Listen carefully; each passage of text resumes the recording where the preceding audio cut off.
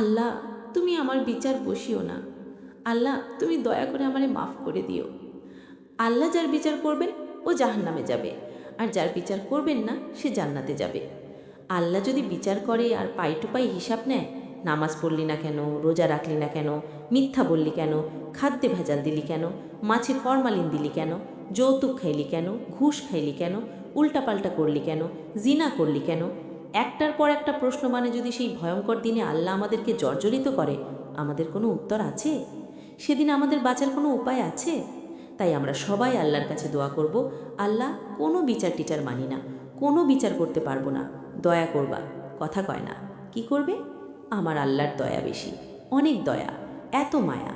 আমি আমারে কত ভালোবাসি তার চেয়েও আমারে বেশি ভালোবাসে কে? আমার আম্মা আমাকে কত ভালোবাসে তার চেয়েও আমাদেরকে বেশি ভালোবাসে কে? খেয়াল রাখবেন, আল্লাহর দয়া ছাড়া পৃথিবীতে আমাদের বেঁচে থাকা সম্ভব? আল্লাহর দয়া ছাড়া আমাদের জান্নাতে যাওয়া সম্ভব?